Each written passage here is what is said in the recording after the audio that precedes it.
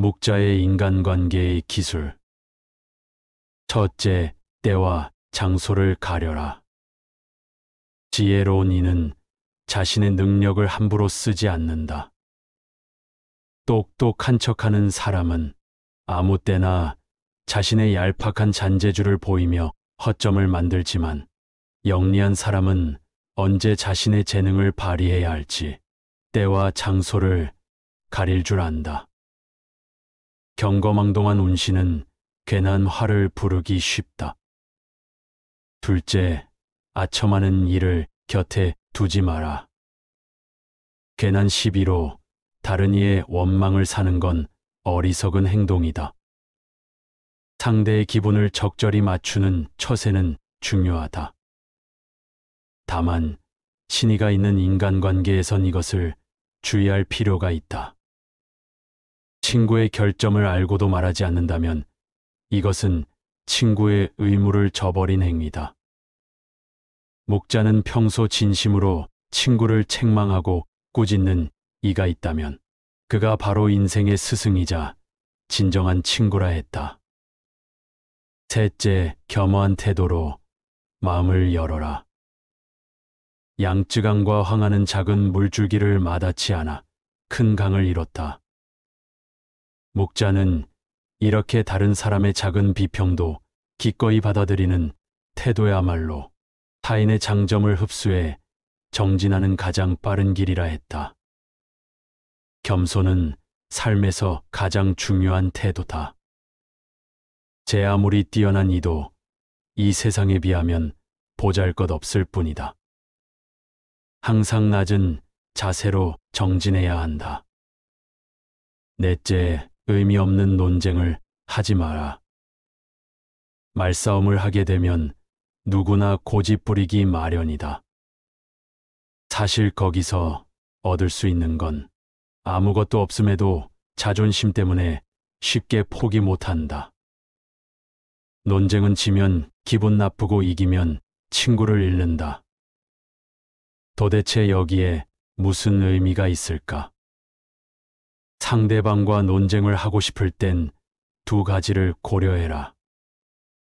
논쟁은 이겨도 의미 없다는 사실과 그것이 상대의 자존심을 짓밟아 얻은 것이란 걸. 다섯째, 비워야 담을 수 있다. 가득 차 있는 곳엔 어떤 새로운 것도 담을 수 없다. 자의식 과잉은 수많은 번뇌의 시작이다. 지나치게 내 안을 나로 가득 채우면 피곤함에 시달려 자신과 남에게 예민하게 군다. 자아가 가득 찬 사람에겐 타인이 들어올 공간이 없다. 항상 어느 정도 나를 비워두는 여유가 필요하다. 여섯째, 소인을 피하라. 군자는 소인과 친구는 되지 않더라도 소인을 대처하고 피할 줄 알아야 한다. 묵자는 사람을 크게 군자와 소인으로 나누어 소인의 위험성을 경계했다. 소인은 반드시 주변 사람을 음해함으로 상대하기보단 피하는 쪽이 좋고, 만약 적을 만들더라도 군자보단 소인 쪽이 훨씬 위험하다. 군자와 달리 소인은 그 옹졸함으로 평생 다른 이를 괴롭히기 때문이다. 일곱째, 자랑하지 마라. 특별함을 추구하는 건 좋은 자세다. 하지만 그것이 과해 주의를 무시하면 그 모든 의미가 퇴색된다. 세상에는 소인이 많아 겸손하지 않으면 반드시 질투를 받게 된다. 적은 수라도 그 위험성을 가늠할 수 없다. 소인의 공격 대상이 되지 않게 자신을 감추고 보호할 필요가 있다. 예부터 지혜로운 이는 빛을 감추고 우둔함을 보인다고 했다. 남을 사랑하는 사람은 남들도 반드시 그를 사랑할 것이고, 남에게 이익을 주는 사람은 남들도 반드시 그에게 이익을 줄 것이며, 남을 미워하는 사람은 남들도 반드시 그를 미워할 것이고, 남을 해치는 사람은 남들도 반드시 그를 해칠 것이다. 올바른 도리를 돈독하게 지키지 못하며, 사물을 널리 분별하지 못하며, 옳고 그름을 살피어 분간하지 못하는 자는 더불어 놀 만한 사람이 되지 못한다. 편안한 자리가 없는 것이 아니라 나에게 편안한 마음이 없을 뿐이며, 충분한 재물이 없는 것이 아니라 나에게 만족하는 마음이 없을 뿐이다. 근본적인 것을 안정시키지 못한다면 지엽적인 일을 다루려 하지 말아야 하고, 주변에 있는 사람과 친하지 못하면서 먼 곳에서 벗을 찾으려 하지 말아야 한다. 친척이 따르지 않는다면 밖에 사람과 사귀려고 하지 말아야 하고, 일을 처리함에 있어서 맺고 끊지 못하면 일을 많이 버리지 말아야 하며, 한 가지 사물도 제대로 알지 못하면서 박식을 추구하지 말아야 한다. 모든 사람이 상대방을 사랑하면 강자는 약자를 억누르지 않는다. 부자는 빈자를 짓밟지 않는다. 귀인은 천인을 압박하지 않는다. 지자는 우자를 속이지 않는다. 이렇듯 천하가 강탈과 원한을 일으키지 않으려면 상대방을 사랑할 일이다. 말하는 데에는 세 가지 방법이 있다. 생각해서 말하는 경우, 추측해서 말하는 경우, 실행할 때 말하는 경우다. 생각한다는 것은 이 말이 과연 옛 성인의 말이나 행동에 모순되는 점은 없는가를 생각하고, 거기에 어긋나지 않을 경우엔 입으로 낸다. 추측해서 말한다는 것은 이런 말을 한다면 듣는 사람이 어떤 기분으로 이 말을 받아들일까를 생각한 후에 발언하는 것이다. 실행할 때란 내가 말한 것을 어떻게 실행할 것인가를 생각하고, 나라를 위하고 백성의 실정에 비추어 보고 전망을 세운 후에 말하는 것이다. 군자의 도란 가난할 적에는 청렴함을 보여주고, 부유할 적에는 의로움을 보여주며, 산 이에게는 사랑을 보여주고, 죽은 이에게는 슬픔을 보여주는 것이다. 사람도 항상 적당한 느슨함이 필요하다. 이는 활을 팽팽하게 잡아당겨서 늦추지 않는 것과 같다. 이렇게 되면 활은 쓸모가 없게 된다. 천하에 있는 사람들의 주장을 하나로 통합한다. 이것이 나라를 다스리는 자의 요도이다. 어떤 나라에 활을 잘 쏘고 수레를 잘 모는 사람들이 많아지기를 바란다면 반드시 그들을 부귀하게 해주고 공경해 주어야 한다. 그러한 뒤에야 활을 잘 쏘고 수레를 잘 모는 사람들이 모이게 된다. 큰 인재는 부려먹기가 어려우나 만일 그를 신하로 삼는다면 군주를 빛내는 영재상이 될 수 있다. 미인은 비록 문 밖에 나오지 않으나 많은 사람들이 만나기를 원한다. 스스로 이름을 드러내기를 힘쓰는 것보다는 그 실을 기르는 것이 좋다. 의를 행한다는 것은 이것으로 인해 다른 사람에게서 비방을 피하기 위한 것이라든지 혹은 어떤 명예를 얻기 위해서 하는 것이 아니다. 인간으로서 당연히 해야 하는 일을 하는 것이다. 민심을 파악하는 데 성공하면 나라는 다스려지고, 민심을 알지 못하면 나라는 어지러워진다. 자식은 자기 자신을 사랑하고 아비를 사랑하지 않는다. 아비에게 손해를 주면서 자기의 이익을 꾀한다. 이처럼 서로 사랑하는 것을 잊는다는 것은 집안이 흐트러지는 근본이 된다. 착한 말에는 귀를 기울이지 않고 여러 어리석은 무리들의 논리에 귀를 기울이는 것은 추수를 버리고 조이삭을 줍는 격이다. 고생은 많으나 수익은 적다. 군자는 스스로 어려운 일을 맡아서 하고 다른 사람에게는 쉬운 일을 하게 한다. 이와 반대로 보통 사람들은 쉬운 일은 자신이 하고 어려운 일은 남에게 하도록 한다. 가장 좋은 것은 실패가 없는 것이지만 그 다음은 실패를 하되 그로써 무언가 얻는 것이다. 세상에 속된 군자는 작은 것을 알고 있어도 큰 것은 알지 못한다. 근본이 흐려 있으면 그 끝인 흐름은 맑을 수가 없다. 행동의 근본에 신의가 없으면 반드시 망한다. 서로를 사랑하고 서로를 이롭게 한다. 남 보는 것을 내 몸을 보는 것처럼 하라. 정치를 하는데 하늘의 법도를 따르는 것이 이상 없는 좋은 방법이다. 하늘은 공평하고 만물을 애육한다. 이런 하늘의 법도를 정치의 법도로 삼으면 틀림이 없을 것이다. 큰 불의를 일으켜 남의 나라를 치면 그릇되었다고 하지 않고 도리어 명예라 하고 정의라고 한다. 이것이 불의이다.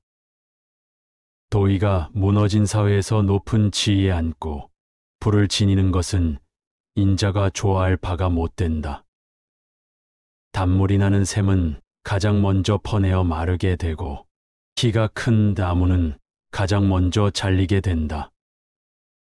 모든 것이 쓸모가 있으면 자기의 장점으로 인해 몸을 망치게 된다. 옛날 하나라 거랑이 난폭해서 천하를 어지럽게 했으나 은나라 탕왕은 그 뒤를 받아 흐트러진 나라를 훌륭하게 다스렸다. 은나라 주왕도 난폭한 정치를 해서 천하를 어지럽게 했으나 주나라 무왕이 그 뒤를 받아서 훌륭하게 나라를 다스렸다. 아무리 흐트러져 있어도 그 뒤에 사람이 노력하면 이것을 만회할 수가 있다. 천하의 흥망과 선치는 결코 운명이 아니다. 군자는 내 모습을 물에 비친 거울로 보지 말고 사람을 거울로 삼아 내 모습을 비추어서 반성하는 것이 좋다. 물에 비추어진 자기 모습은 외면만 볼 수가 있다. 그러나 사람을 거울로 삼으면 이로써 자기가 행하고 있는 잘잘못을 판단할 수가 있다. 정치란 약한 자를 밟아버리고 강한 자에게 세력을 더해주는 수가 많다. 이처럼 부족해 있는 자에서 더욱 빼앗아 그것을 남는 자에게 더해주는 일을 하게 되면 그런 국가는 망하는 것이다. 포목을 염색하기 위해서 붉은 물감이나 푸른 물감에 담그게 된다. 사람도 처음 접하는 것에 따라서 여러 가지로 변한다. 평소부터 환경을 골라서 반드시 삶 사는 데를 골라야 한다. 백성에게 근심과 걱정을 끼치는 사람들은 천하를 어지럽히는 사람들이다. 의로운 사람들이 윗자리에 앉으면 천하는 잘 다스려지고 만백성이 커다란 이익을 받게 된다. 견인 찾기를 무르게 하고 어진 선비를 외면하면서 나라를 제대로 보존할 수 있었던 예는 일찍이 없었다. 나는 그것이 어떤 연유로 해서 일어났는가? 그 근본을 살펴 알아야 비로소 잘 다스려질 수가 있는 것이다. 성곽이나 해자는 지키지도 못하면서 궁궐을 치장하며 나라를 방어하지 않는 것이 첫째 환난이다. 위급할 때 고립되어 의지할 데가 없는 것이 둘째 환난이다. 백성들의 힘을 쓸데없이 낭비하고 능력 없는 사람에게 상을 주는 일. 나라의 재물을 손님 접대에 다 써버리는 것이 셋째 환난이다.